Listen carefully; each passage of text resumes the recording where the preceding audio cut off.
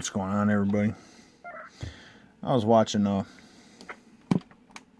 YouTube video, and this guy had a Cobra 2000 like I do. You know, we have something in common, so I was checking him out, and he was replying to a comment that somebody had left him about his radio always is one channel off. Well, just by experience and getting to know these radios and working on them and fixing them and this and this that I've done over the years, I can tell him that his clarifier is 180 out or 180 in, whichever one. Basically, it's like having a 10K slide on a Connex or Ranger or what have you. But anyway, what that does is, see, you're here over here on channel 28, and you notice my frequency counter says, 2850, but the clarifier is 180 out. So say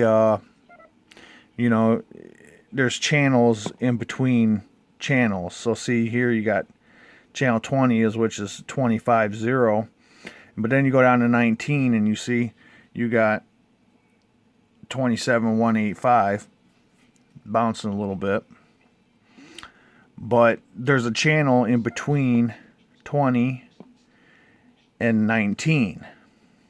So what you do is you spin your clarifier 180 out. So when you're on channel 20, watch the clarifier, the frequency. You come down, and boom. Now it's channel 20, but you're actually on channel. It's 19A is what Ranger calls it, and we will see if we can't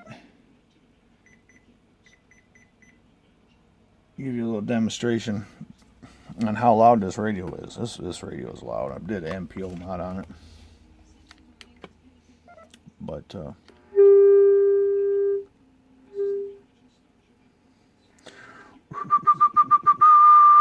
and we're on a dummy load anyway, so it really don't matter too much. As you see, I get a lot of swing out of mine.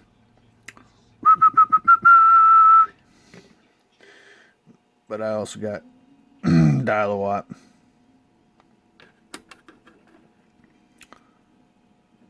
Well, this meter's about at it. There's a match on the dummy load at 5 watts. So we let it hit right there, let it ride.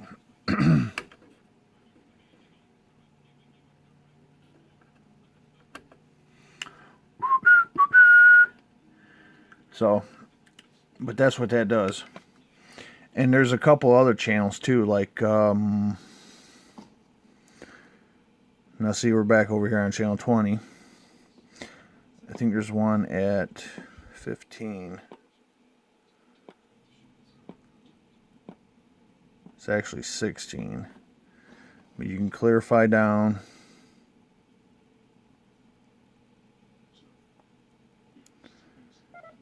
And there is the 14.5 or 15A is what they would call it.